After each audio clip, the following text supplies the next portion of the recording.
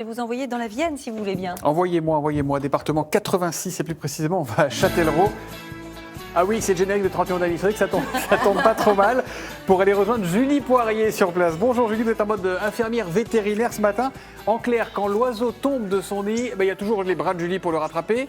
Qu'est-ce que vous faites exactement? Expliquez-nous là, ça mérite quelques éclaircissements. Très bien vu, c'est exactement ça la musique que vous avez mis, Thomas et Julia, bonjour. On est ici dans le centre de soins de faune sauvage Poitevine. Regardez, on est dans l'infirmerie parce que c'est ici qu'on verra au plus près les animaux sauvages. On va tout de suite vous montrer des petits hérissons, il y a aussi pas mal de rapaces d'oiseaux.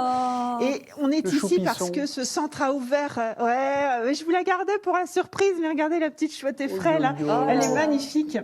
Je vais essayer de ne pas me faire bouffer les doigts quand même en direct.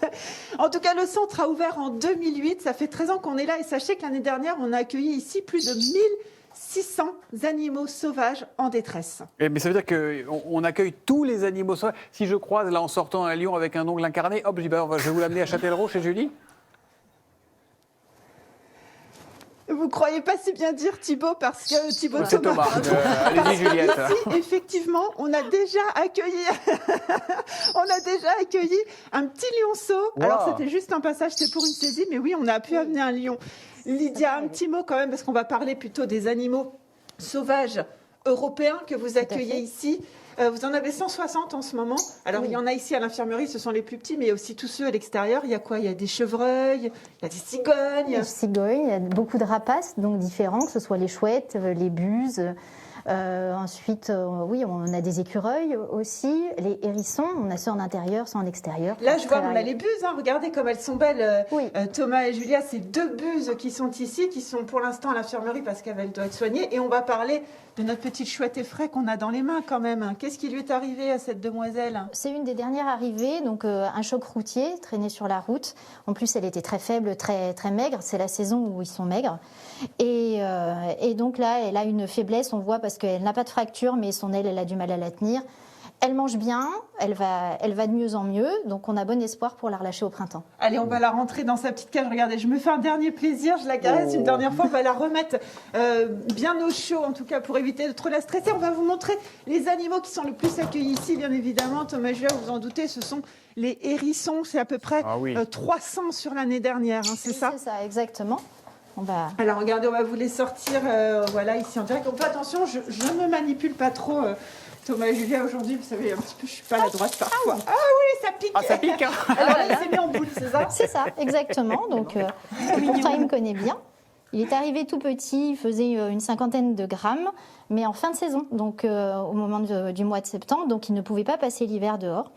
Donc élevé et tout, et puis là, il passe l'hiver au chaud. Quand il aura atteint les 600 grammes, il ira en parc extérieur avant d'être relâché. Il me rappelle quelqu'un le matin qui a un petit peu la mine renfrognée avec les cheveux raides. Dans le studio maquillage. Je vois bien ce que vous voulez dire. C'est une attaque personnelle. Vous savez comment on appelle le petit du hérisson? On appelle ça le choupisson, c'est tellement mignon. Bon, dites-moi, tous ces animaux-là, qu'est-ce que vous faites une fois qu'ils sont soignés? Vous les remettez dans la nature?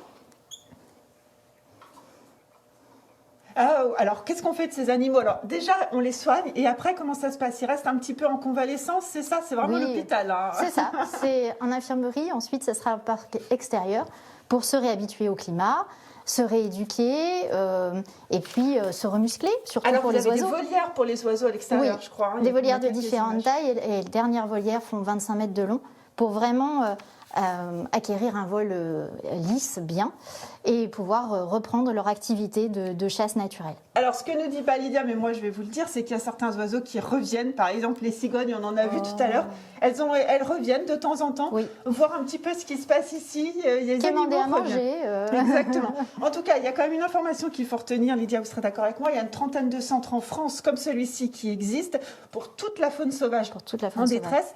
Si vous voyez des animaux en détresse et que vous ne savez pas quoi faire, vous appelez la clinique vétérinaire qui est souvent un point relais pour être après transféré vers les centres. Voilà. Et n'hésitez pas à faire des dons aussi parce que tous ces centres de soins marchent grâce aux dons.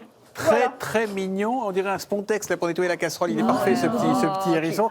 Et un petit message plus sérieux pour vous dire merci beaucoup.